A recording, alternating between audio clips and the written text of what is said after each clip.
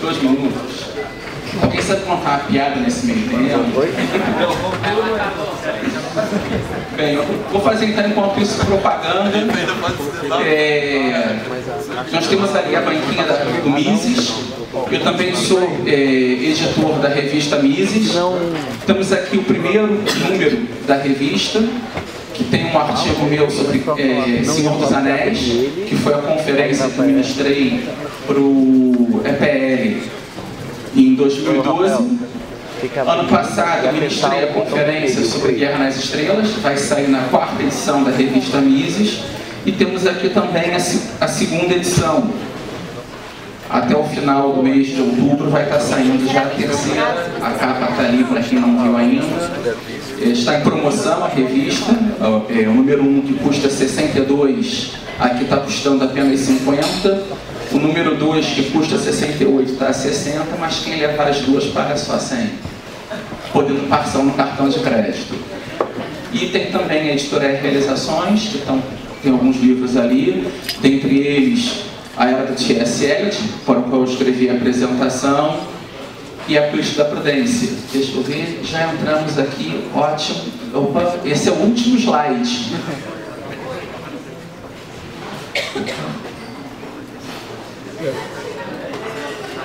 Opa, ótimo, agora o primeiro.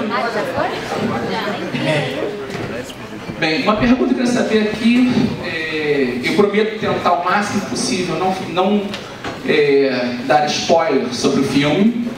Então estamos aqui na primeira conferência. Em 2012, o tema da minha palestra foi a imaginação moral de Tolkien e a defesa da liberdade na trilogia O Senhor dos Anéis. Vamos para o segundo slide. Ano passado, o tema foi a filosofia da liberdade na saga de filmes Star Wars.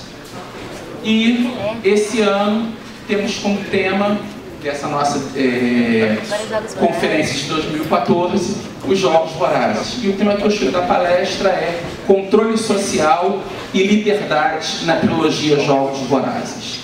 Então nós vamos trabalhar com esses 2 pontos. Eu não vou falar muito aqui de liberdade com vocês, então aguardem um artigo mais à frente com os detalhes teóricos. Eu vou discutir mais como a luta pela liberdade é conduzida nessa série Jogos Vorazes e como ela pode ser, até dando um pouco, coincidentemente, uma continuidade ao que foi dito aqui na palestra anterior, como ela pode servir como uma bússola para guiar o trabalho de vocês pela liberdade. A primeira coisa que vou apresentar a vocês, a autora, Suzanne Collins, que nasceu em 10 de agosto de 62, em Hartford, Connecticut, nos Estados Unidos. Ela é uma escritora católica, de tendência conservadora, mas anti-crescimento de governo. Ela estudou teatro na Alabama School, fez um mestrado em teatro e literatura e tem um mestrado avançado na New York University. Além da trilogia Jogos Vorazes, ela é autora das chamadas Crônicas do Subterrâneo, que são 5 livros publicados recentemente pela Rocco, em que ela retoma um pouco a ideia de Alice no País das Maravilhas. Mas eu não foge aí para o nosso tempo. Essa trilogia Jogos Vorazes, para quem não conhece, quem aqui não assistiu os filmes? Jogos Vorazes? Ok. Quem aqui já leu os livros? Obrigado. Eu vou ter que tomar muito cuidado, então, com o que eu vou falar para não revelar nenhum livro. Então, tem o primeiro livro.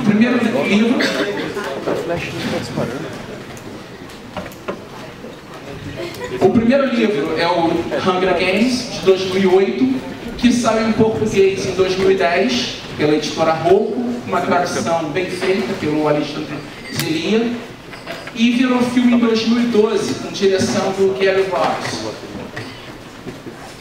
O segundo é o Catch Fire, de 2009, que saiu em português em 2011, mesma editora, mesmo tradutor, e que foi lançado no final do ano passado como filme, o Catch Fire. E o terceiro é o Mockingjay, em português como Esperança, que é de 2010, saiu no Brasil em 2011, e eles resolveram dividir em 2 filmes essa conclusão da trilogia. Então vai ser a primeira parte, agora 21 de novembro de 2014, e a segunda parte, 20 de novembro de 2015. O ponto central que eu discuti com vocês antes é o gênero literário dos Jogos Vorazes. Eu não vou ter aqui nenhuma discussão sobre os conceitos de imaginação moral, os fundamentos teóricos dessa minha análise. Eu acho que eu trabalhei isso bastante na minha conferência de Senhor dos Anéis. Quem quiser a versão final disso está aqui na revista Mises, a primeira edição está ali. Eu quero discutir um pouco mais esse gênero literário. Jogos Vorazes, de certa forma, pode ser classificado como uma distopia. E quem leu os livros e assistiu o filme vê que tem uma diferença entre os dois. O filme trabalha mais no gênero de romance, aventura, ao passo que os livros eles estão bem ligados à chamada literatura distópica, a distopia. Então vamos ter um pouco as definições e origens da distopia literária. De certa forma, para falar de distopia, nós temos que entender o conceito inverso, a utopia. E aqui, no Política da Prudência, eu vou plagiar um pouco o que eu mesmo escrevi numa nota explicativa ao final do texto. Eu digo o seguinte, nota 29 do livro, na página 354. A palavra utopia foi criada por St. Thomas Moros a partir dos radicais gregos, ou, que quer dizer não, e topos, que quer dizer lugar, ou seja, não lugar, sendo utilizada pela primeira vez como título de uma obra em latim, no ano de 1516, e editada em 1518 por Erasmo de Roterdã. Em muitos aspectos, a obra Utopia, de Thomas Moros, se parece com a República de Platão. O texto, dividido em 2 livros, descreve uma ilha imaginária onde um governo organizado da melhor maneira proporciona ótimas condições de vida a um povo equilibrado e feliz. Um lugar onde quase tudo é perfeito. A partir da publicação da obra de More, a palavra utopia passou a ser utilizada para descrever o paraíso terreno proposto por alguns pensadores e políticos, o mundo ideal que os homens poderiam construir, baseados na razão, na caridade e numa organização social adequada. A ideia central da obra de Moore, todavia, está contida no próprio título. Essa ilha perfeita não existe e não pode existir. Ela está em lugar nenhum, visto que a organização social está pautada na natureza humana, que por sua vez é marcada, na visão do Moore, pelo pecado original. Lembremos que ele é um autor agostiniano, essa base fundamental. C.S. Lewis, não enquanto autor de literatura, mas enquanto crítico literário, ele explica a obra da seguinte forma: é possível, claro, que os leitores de More do século XVI e o próprio More estivessem errados, mas, no mínimo, é igualmente possível que o erro recaia sobre aqueles leitores modernos que leram o livro de forma séria. Ou seja, C.S. Lewis entende que essa obra do More é uma sátira. Ele não é um manual político. Ele está satirizando aquelas pessoas que querem construir o paraíso terreno. Tanto que numa carta do More para o Erasmo ele diz: seria melhor que essa minha obra fosse queimada, porque as pessoas que não têm senso de humor poderão levar a sério o que é uma mera sátira. Continua C.S. Lewis. Há uma causa que especialmente os predispõe ao erro em tal assunto. Vivem numa época revolucionária, numa era em que as armas modernas e as modernas técnicas revolucionárias tornaram demasiado fácil produzir no mundo real estados reconhecíveis como aqueles que inventamos no papel. Escrever utopias agora é assunto sério. Então, na verdade, quando Morris escreve uma utopia, ele não achou que aquilo fosse possível. É o lugar onde ele não é lugar. No entanto, poucos anos depois de More, nós encontramos dois autores, esses sim, que acreditam que a utopia pode se tornar uma realidade política. O primeiro deles é o Tomás de Campanella, que em 1602 publica A Cidade do Sol. A Cidade do Sol poderia ser tida como a primeira utopia igualitarista e socialista.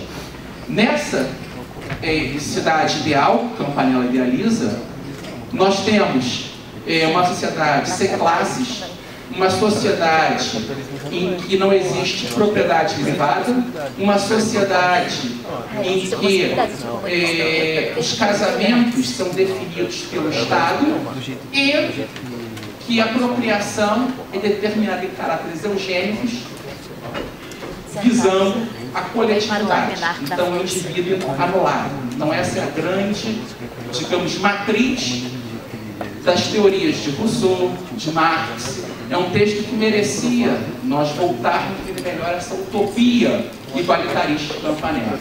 Por outro lado, nós temos a Nova Atlântida, de Francis Bacon, que foi publicada em 1624. Essa é uma utopia que, de certa forma, deu certo. A ideia de uma sociedade industrial em que máquinas trabalhariam no lugar dos homens. No entanto, ela é um pouco a base da visão utilitarista de realidade. É a ideia de que nós vamos conseguir, pela mera tecnologia, atingir a perfeição. E, de certa forma, nós temos que ter um pouco de cuidado com essa visão, porque lembremos que muitas vezes a tecnologia nos ajuda muito, mas o aumento de tecnologia é também uma justificativa para o burocrata, para o tecnocrata, aumentar o poder deles para a sociedade. Então, existem pessoas que acham que o aumento de tecnologia pode tornar o cálculo econômico algo socialista algo possível. O supercomputador vai calcular tudo e definir o preço ideal. E não temos que temer de mercado. Isso é perigoso também. E é por isso importante voltar aqui à tese do Mises, da impossibilidade do cálculo econômico socialista. Nem mesmo um supercomputador pode prever isso. Porque as preferências humanas, os desejos humanos, são subjetivos. Da escola austríaca, Mengele, a subjetividade, o caráter do indivíduo. Porque muitas vezes essa sociedade tecnológica, como Bacon idealiza, essa utopia, ela pode se tornar uma justificativa para o burocrata, para o agressor, invadir a propriedade e a liberdade dos indivíduos. Essas utopias se tornaram constantes, principalmente um sonho de progresso ilimitado, defendido no século XVIII por algumas vertentes do iluminismo, e aqui eu aconselho um livro fundamental a ser lido, que é o Caminhos da Modernidade, da Gertrude Farmer, que está à venda aqui na banca de realizações, que é um livro que ela mostra as diferenças entre o iluminismo britânico, que é a matriz do bom liberalismo, e o iluminismo francês, que é o fundamento de um liberalismo mais radical, que acaba desembocando no socialismo. E nós temos também o cientificismo, e aí tem o livro sobre os usos da razão na sociedade, do Hayek, que ele faz uma crítica perfeita desse cientificismo, que é a crença de que o homem, pela sua própria inteligência, é capaz de criar as instituições sociais que existem. O verdadeiro liberal não vai defender isso. O verdadeiro liberal, ele é anti-utopia, ele é anti qualquer espécie de planejamento social, político e econômico. Ele é uma ordem espontânea. No entanto, essas crenças filosóficas, aí eu volto ao texto que está vendo ali, ideias têm consequência, de Richard Weaver, essas ideias geraram todas os conflitos posteriores, o aumento do poder do Estado, a redução da liberdade individual. Uma síntese desse sonho de progresso ilimitado se encontra na obra do H.G. Wells, em especial Nova Utopia, de 1905. O H.G. Wells é um autor socialista, muito criticado, sendo definido por Chesterton no livro Hereges como um dos novos hereges. E é uma das pessoas que mais acreditavam no planejamento central. De certa forma, a mentalidade intervencionista que Hayek combate no Caminho da Servidão, infelizmente não temos à venda hoje aqui na nossa banquinha, porque esgotou tudo. Então aproveitem os livros que estão aqui do Mises, porque todo o estoque do Mises Brasil está hoje aqui. A conferência esgotou tudo, mas essa visão que o Hayek critica, ela foi reforçada em grande parte pela obra do H.G. Wells. Então, nós temos aqui todo esse contexto de utopias criadas.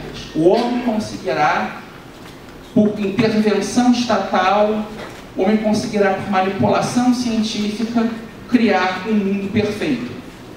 Vamos eliminar a escassez, vamos acabar com qualquer coisa de conflito individual, vamos virar anjos. Já existia nesse período mesmo, antes de um marco divisório que eu chamo de pesadelos da modernidade, vamos depois, alguns autores que vão começar a desenvolver as primeiras distopias. Uma delas é o Robert Hugh Benson, que em 1908 publica o livro Senhor do Mundo, agora disponível em língua portuguesa pela editora Eclésia, em que ele vai defender uma distopia, uma sociedade que no final, final do século XXI, o Estado controla tudo, é uma mistura de marxismo com humanismo. As pessoas vivem uma religião da humanidade que lembra um pouco o positivismo de Augusto Comte, um pouco o ecologismo, e ele vai criticando essa mentalidade, ele prevê um mundo que em parte se parece um pouco com o nosso mundo politicamente correto hoje em dia. Então acho que vale a pena, uma obra de 1908, bem atual. A outra distopia é a do Jack London, Tacão de Ferro, também de 1908, só que de uma perspectiva socialista. E ele imagina esse mundo controlado por grandes corporações, em que os indivíduos perdem a liberdade. E é interessante que o texto do Jack London está em português também, publicado pela editora Boitempo, que é uma editora especialista em obras marxistas, mas que tem alguns clássicos que eu acho que a gente deve tomar atenção. É importante ler o que os nossos adversários dizem, só que ele é um autor que escreve antes da Revolução Russa. Então há aquele sonho de que o paraíso comunista seria possível.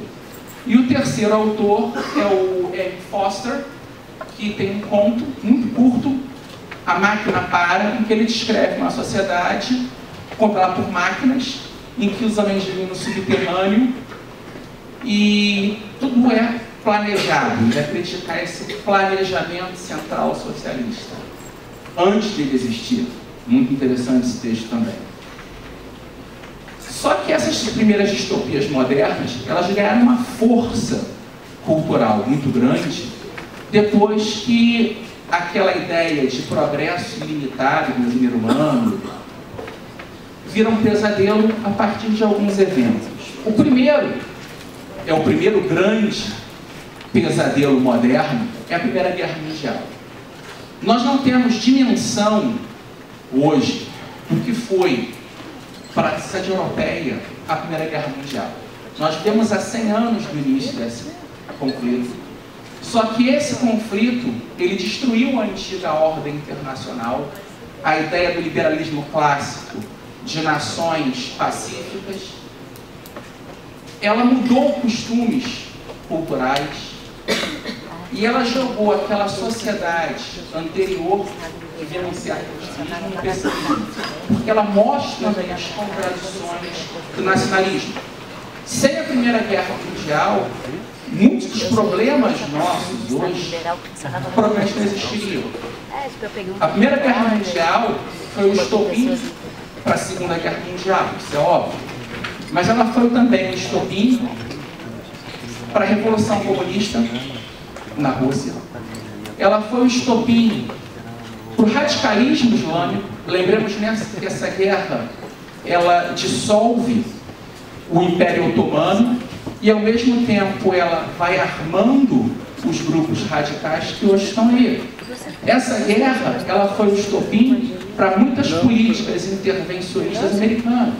A própria criação das Nações Unidas, depois dessa guerra, a Liga das Nações, primeiro, depois a ONU, a ideia do Woodrow Wilson. Então, a guerra foi uma ruptura fundamental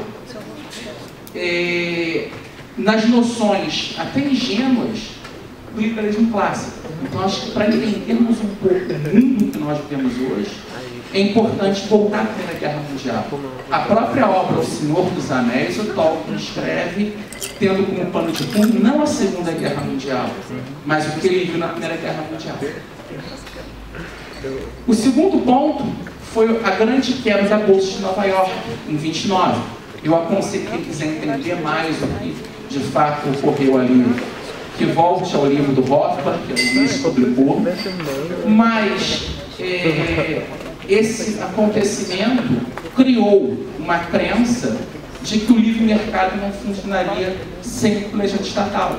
E as pessoas esquecem que, na verdade, a raiz da crise foi já um planejamento no controle bancário, moedas. Existe um problema por trás disso, que eu não vou entrar aqui agora, mas guardem isso. Primeira Guerra Mundial, quebra da Bolsa de 29 e, finalmente, a ascensão de regimes totalitários.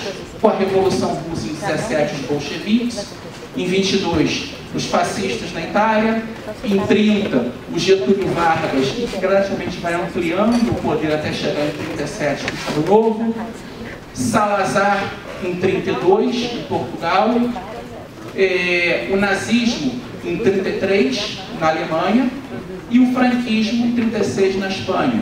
Então, um período que passou a acreditar no grande irmão controlando a política.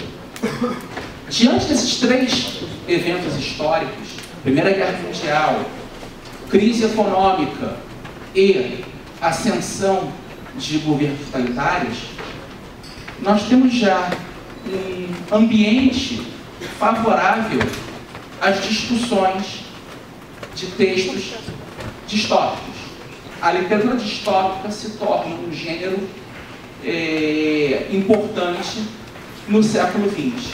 E eu separei aqui alguns textos. Tem o Nós, do Zamyatin, que é o primeiro dissidente russo. É um texto, até a história de como esse texto foi publicado é interessante, porque ele foi um autor que apoiou a Revolução Russa em 17, mas já na época do Lenin, ele começou a ver que aquilo não ia dar certo, e ele começa a se opor ao regime, que ele percebe que aquele modelo bolchevique, socialista, estaria concentrando o poder na mão de um grupo do partido, e ele vai combater isso, e ele manda o texto ilegalmente por um editor para ser publicado nos Estados Unidos. É muito interessante e é uma história que é muito atual, essa questão de como o Estado controla a vida das pessoas, o indivíduo é dissolvido, ele vira um número.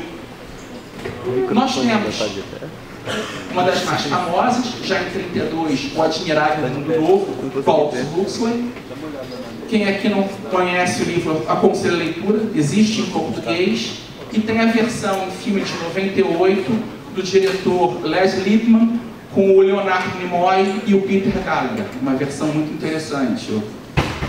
Nós temos talvez a distopia mais famosa de todas, que é o 1984, do George Orwell, de 49, e dentre as versões em filme eu sugiro a do Michael Radford, com o John Hurt e o Richard Burton. É o último filme que o Richard Burton participou, tem uma versão interessante. A minha distopia favorita, até eu li o Hunger Games, que é o Fahrenheit 451, do Ray Bradbury, que saiu em 53, e virou um filme do Truffaut com a Julie Christie, Oscar Werner, em 66. Aconselho a todos verem esse filme.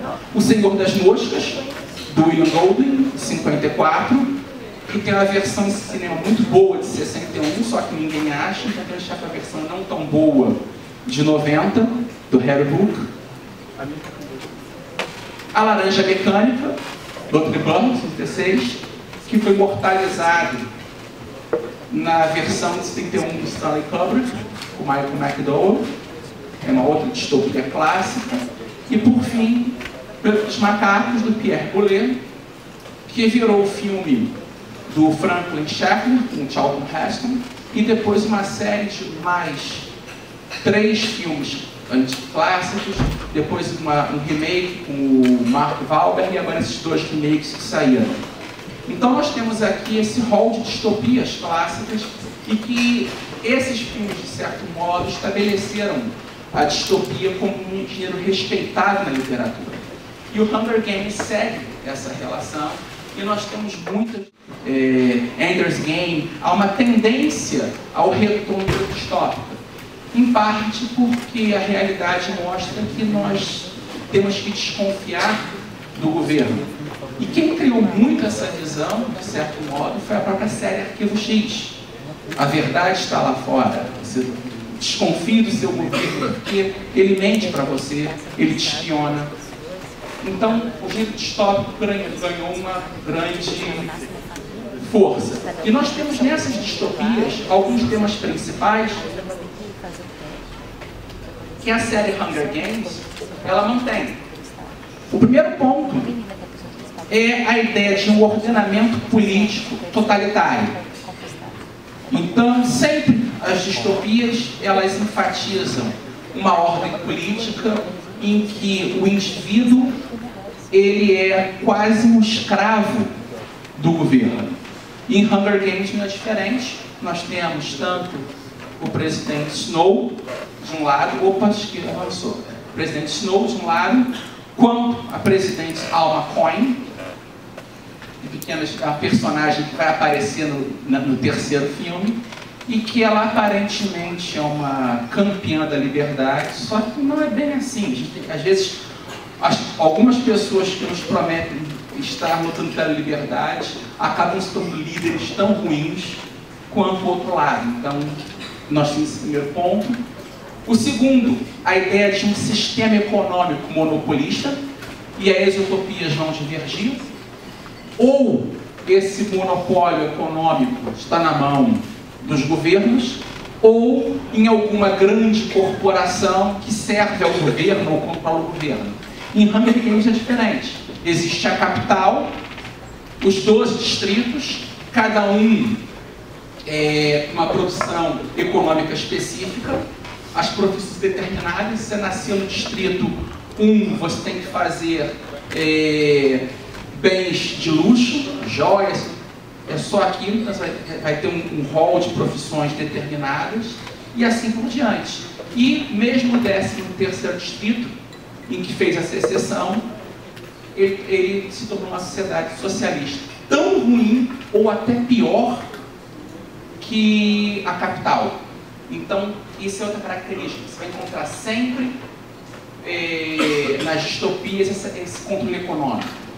O outro lado é, dando conta disso, a estrutura social estratificada. Existe sempre uma elite, a burocracia, a nomenclatura, que controla essa sociedade, e você tem uma sociedade de castas. As pessoas, elas são predeterminadas a viver naquilo. Um exemplo clássico disso, se pegarmos, por exemplo, o primeiro filme do George Lucas, o THX 1138, que mostra bem essa visão pessimista, distópica. O indivíduo é um número. E isso já acontece em outros trabalhos distópicos. A identidade pessoal é anulada. Você não é um indivíduo, você não é uma pessoa, você é um pedaço, uma engrenagem na grande máquina. Nada para o indivíduo, tudo para o Estado, tudo para a coletividade. A eugenia ou a manipulação biológica são características encontradas nessas distopias. Em Hunger Games tem isso, todo o trabalho, enquanto as pessoas que vivem na capital, elas têm manipulação biológica para viverem mais tempo, terem mais saúde. Eles criam animais restantes treinados para atacar pessoas, que foi o que acontece na Guerra Civil. De certa forma, o filme não mostra muito isso, eu aconselho que não lê o livro ler, porque a história de fundo, contada no livro, mostra que os jogos vorazes são muito mais perversos do que o filme demonstra. E o grau de manipulação desse Estado. Tanto que muitos autores classificam essa trilogia como uma distopia anarquista. Porque mesmo outro Estado que combate o Estado central grande não é bom. É uma reafirmação o tempo todo do papel do indivíduo contra esse Estado monstro. E nisso nós vemos a atomização dos corpos intermediários, a família, as igrejas, as associações são destruídas. Nós temos o conflito direto, é o indivíduo contra o Estado. Não há nenhuma instância intermediária que possa combater esse Estado. Então, muitas vezes, o indivíduo sucumbe. As distopias dificilmente têm final feliz. O máximo de final feliz que acontece é a pessoa fugir daquela sociedade e morar numa selva, uma ilha deserta, mas ela não, raramente na distopia ela consegue vencer o monstro, porque o monstro destruiu os corpos intermediários. E é por isso que é fundamental na luta pela liberdade a existência desses corpos intermediários, associações de estudantes, grupos na liberdade, porque sozinho nós não vamos conseguir vencer o monstro que está aí.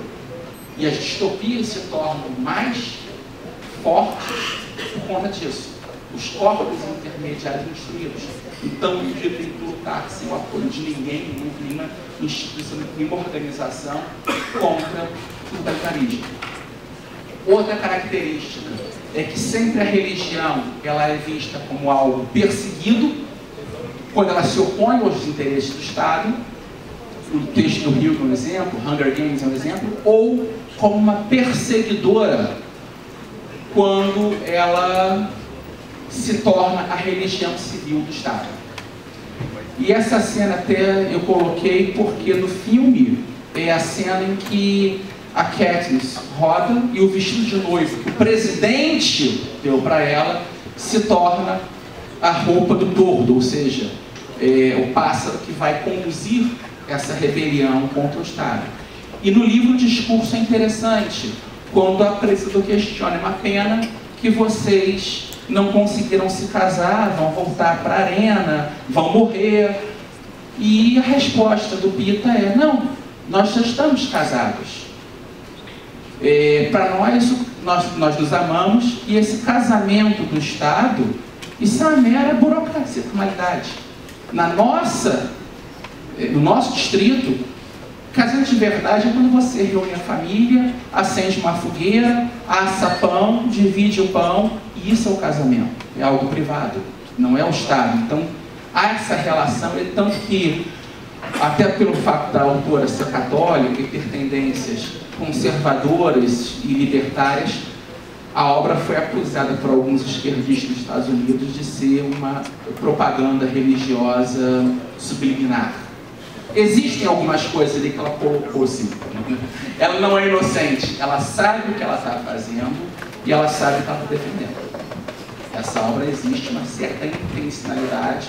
No entanto, o caráter literário está acima da mensagem. Isso é importante. Em todas as grandes distopias clássicas de vocês, mesmo que exista uma mensagem que nós podemos apropriar para a nossa causa pela liberdade, a literatura não deve ser meramente instrumental. Ela tem que manter, em primeiro lugar, o caráter lúdico e a tentativa de mostrar a beleza. Senão, a literatura é propaganda. A gente tem que tomar cuidado com isso também. Nós não podemos transformar a arte em propaganda, senão caímos no mesmo erro da esquerda.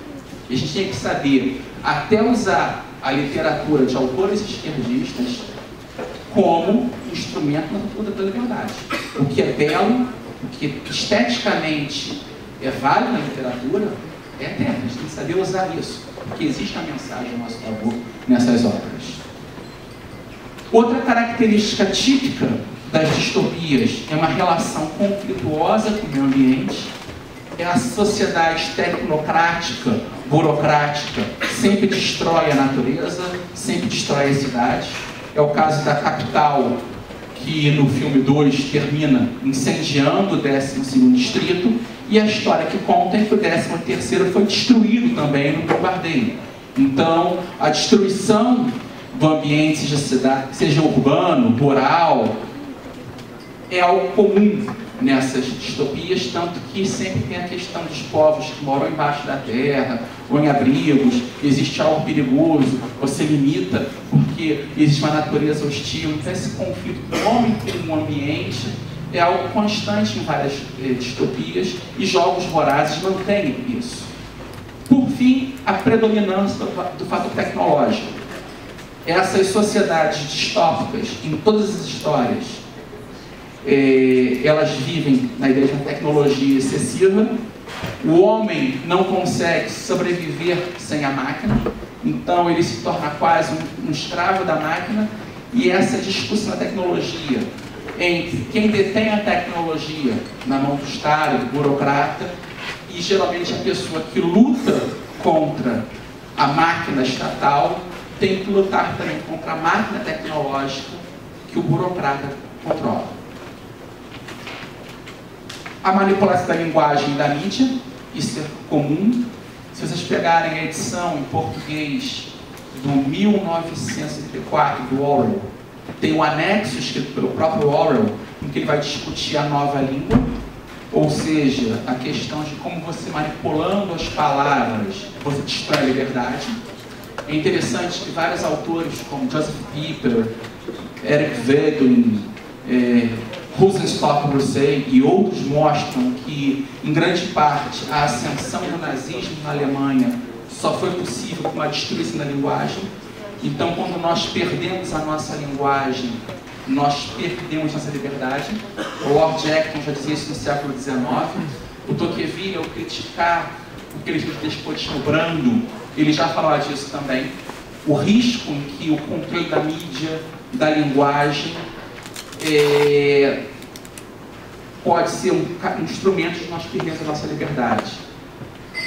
E, por fim, a predominância da ação violenta. Todo conflito numa distopia é resolvido pela violência. O Estado, ele mostra todas as suas garras contra a sociedade. O dissidente, ele tem que ser punido, ou com a morte, ou jogado num campo de reeducação. Guardem essa palavra, reeducação. Isso é algo muito importante no contexto das distopias. E essas distopias, elas seguem uma narratologia, ou seja, um padrão semiótico, um padrão de elaboração do texto, em que passa por algumas etapas. A primeira sempre é a noção da história de fundo. Então, você cai na história sem saber muito o que está acontecendo. Existe esse clima.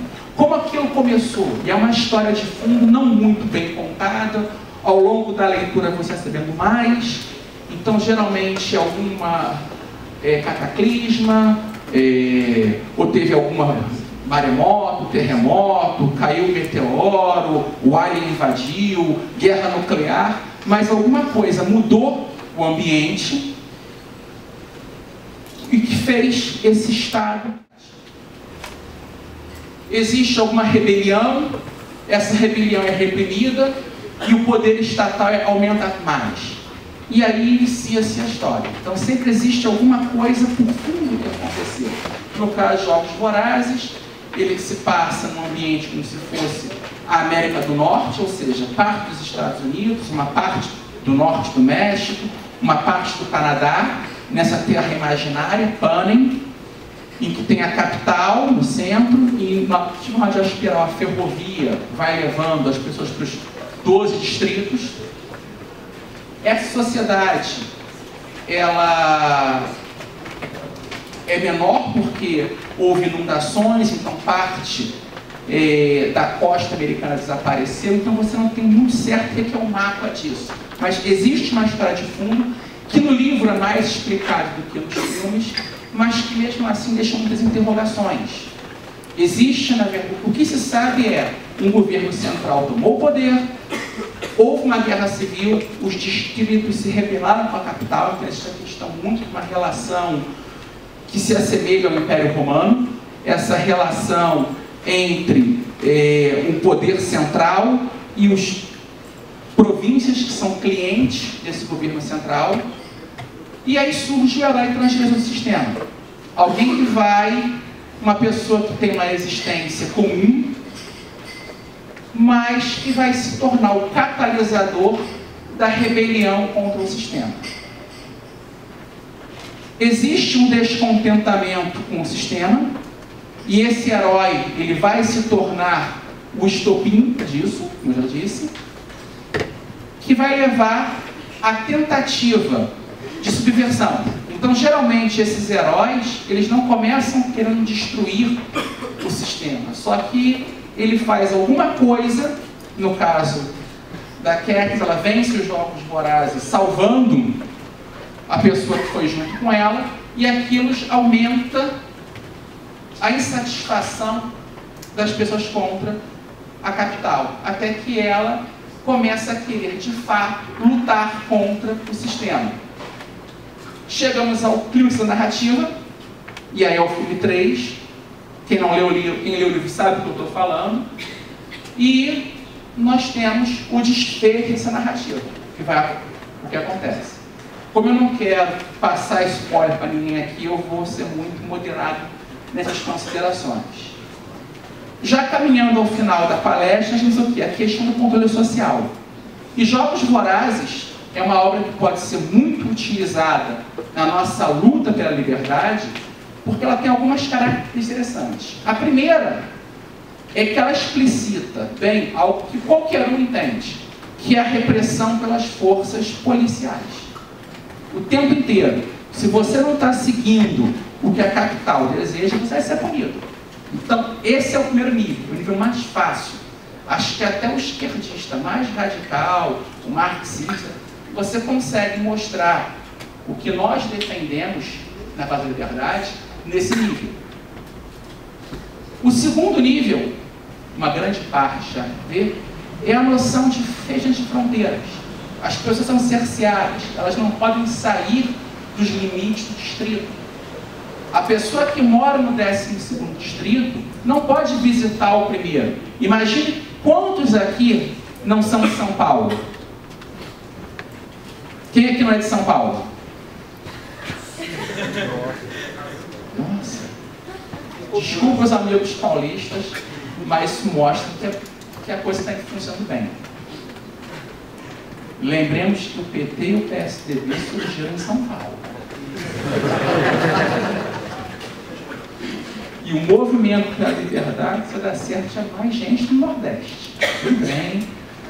Mas imagina, se nós vivêssemos no mundo dos Jogos Vorazes, quem não é de São Paulo não poderia estar aqui hoje, porque não há circulação de pessoas. Isso é um ponto complicado, mas que é interessante, porque se você permite essa circulação de pessoas, os distritos podem se unir contra a capital. E é isso que... O terceiro ponto, e aí a gente vai começar a ter divergência dos tempos, é a destruição do livre mercado. E o filme 2 mostra que o mercado é descontrolado, o planejamento central é o sistema econômico, essa cidade imaginária, Panem.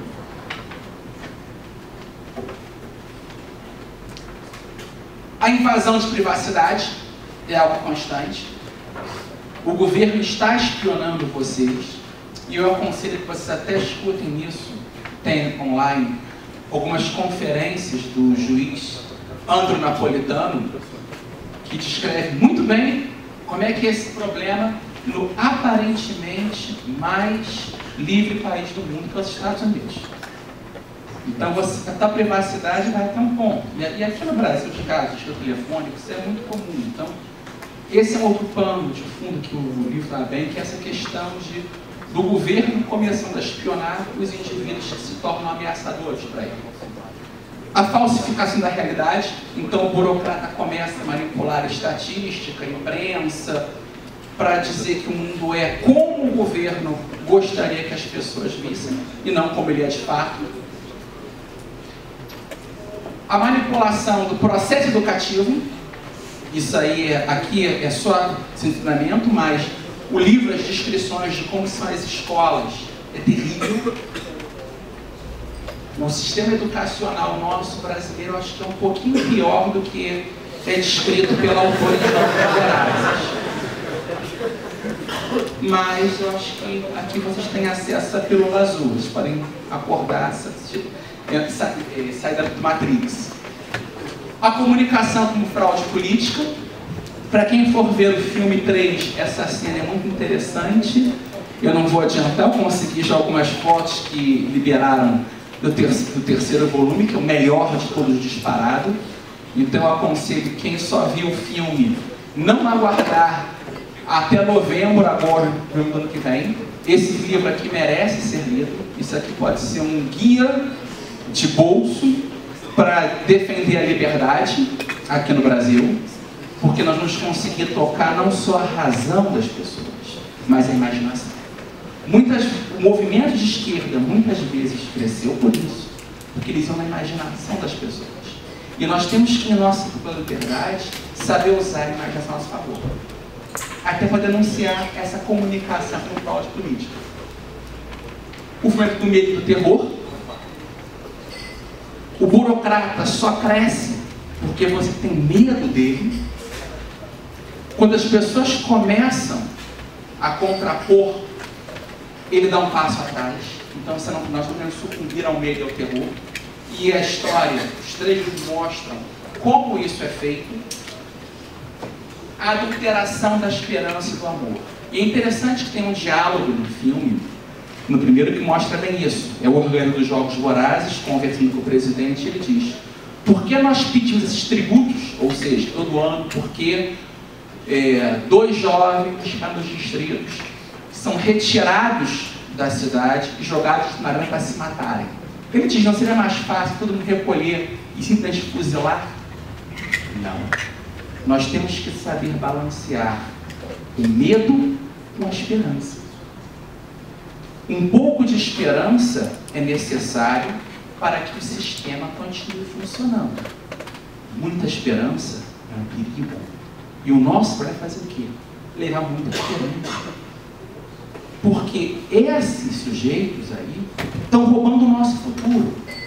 Eu tive uma experiência interessante essa semana de acompanhar o Hélio Beltrão numa conferência na PUC de São Paulo, em que ele debateu com o Paul Singer, um dos fundadores do PT, o economista decano do Brasil, digamos assim.